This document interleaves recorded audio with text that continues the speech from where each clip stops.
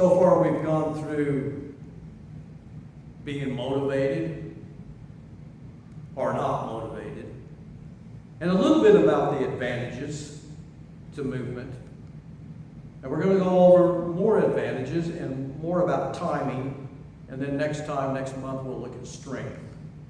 But these advantages that we can have. Here are 3 of them: weight loss, blood glucose control, and blood pressure control. So the first thing I want us to look at is weight loss. Now, Mona has had diabetes for 15 years. She is now up to 350 pounds. She used to go up to her bedroom upstairs, and she no longer goes upstairs. She lives in the living room and in the kitchen because it's just too much trouble to get up to her bed upstairs. The only place she goes is to doctor's appointments. That's about it. She does read. She was reading in a magazine that it's good for people to get enough steps in for 3 to 5 miles a day. Well, 5 miles is about 10,000 steps. 3 miles is what, 6,000.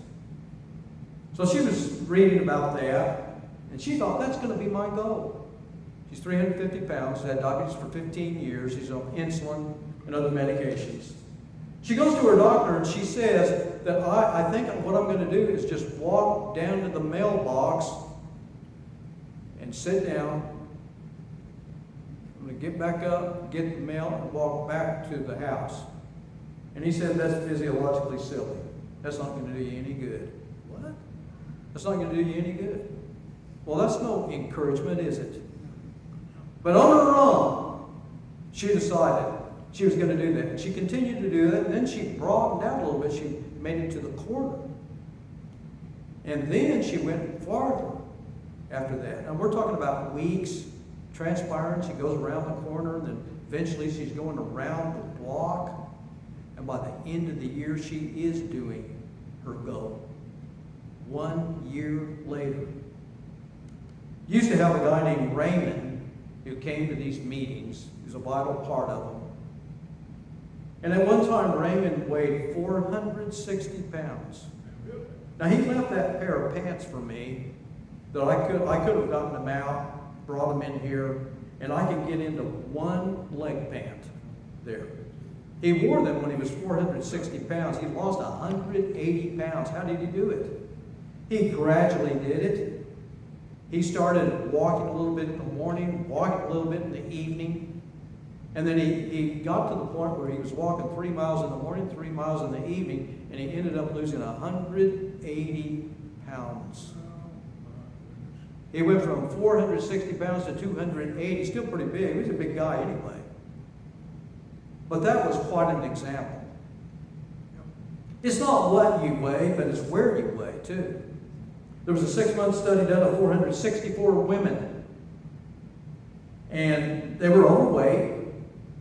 They wanted them, in this study, for 6 months, them to walk 10 minutes a day. That's it, 10 minutes a day, for 6 months.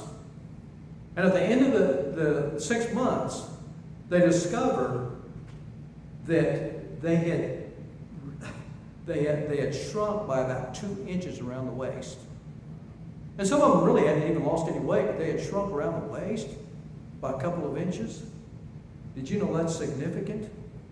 Why is losing weight, the visceral abdominal fat, so important? That's where they were losing it, right there. Because here's the results of that kind of fat. It's around the organs. It's around the middle. This fat increases insulin resistance, glucose intolerance, lowers the good cholesterol, elevates triglycerides, and contributes to hypertension, high blood pressure. What is the best way to get rid of that kind of fat there? Well, I'm going to starve myself to it. Well, good luck.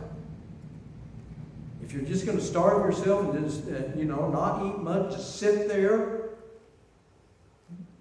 the way to get rid of this is increased movement. More effectively reduces the volume of visceral fat, which causes all the resistance to the insulin.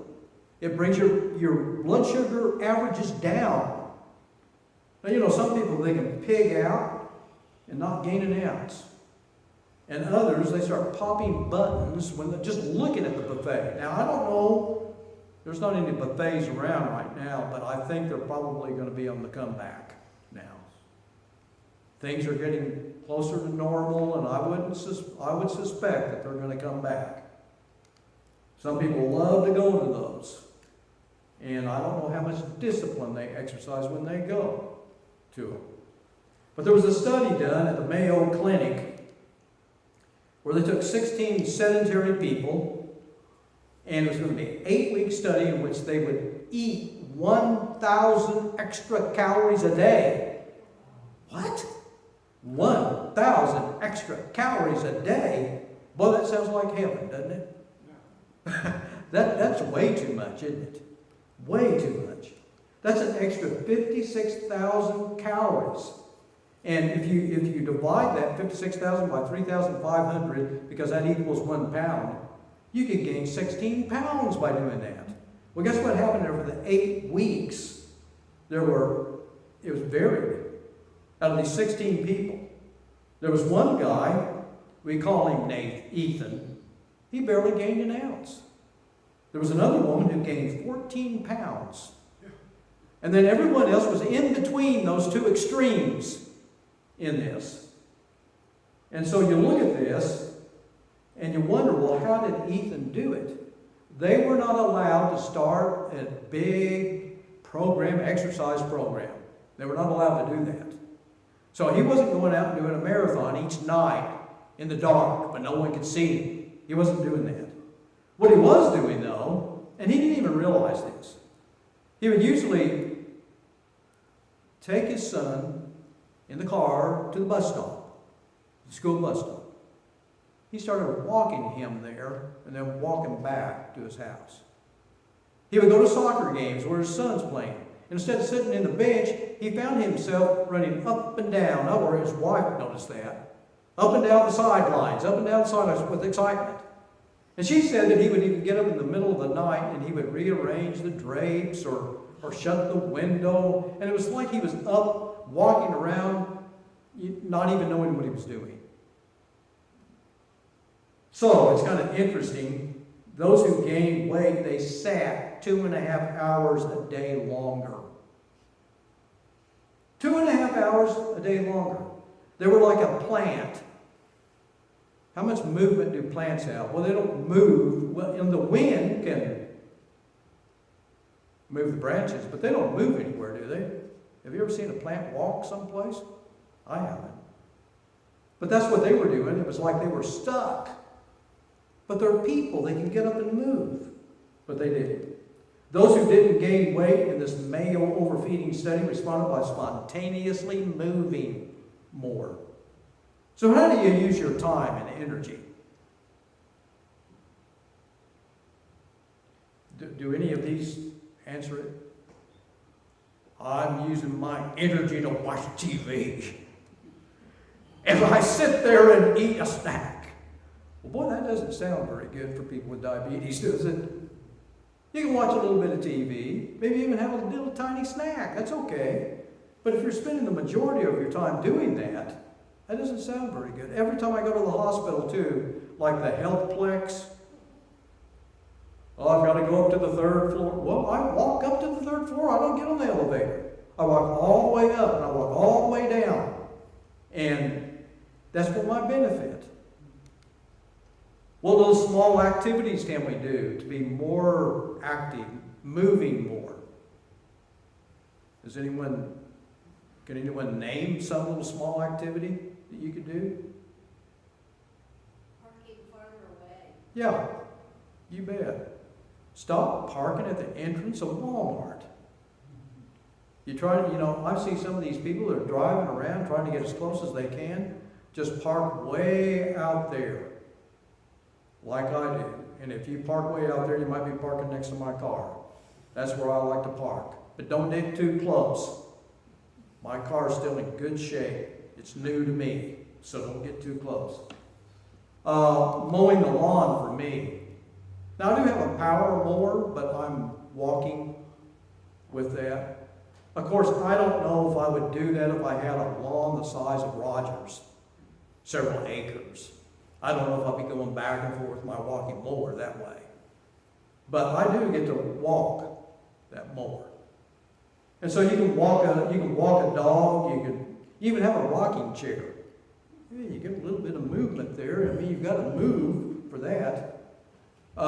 Stand up and stretch during the commercials if you're watching TV. No, I've got it recorded. I fast forward through them. That's an old method there. Most people have things recorded and they just fast forward it through them. So there's just some ideas. There was one guy I was reading about, a walk to the hospital. This guy was going to the hospital to visit his wife. And he would walk 3 miles to get to the hospital, 3 miles back.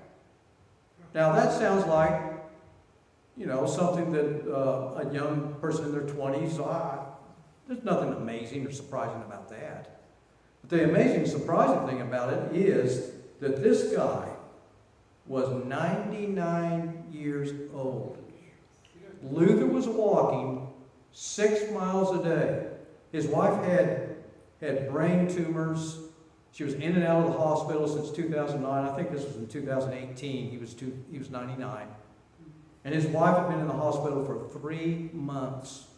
And he was going to visit her because he knew that he needed to be next to her in the hospital.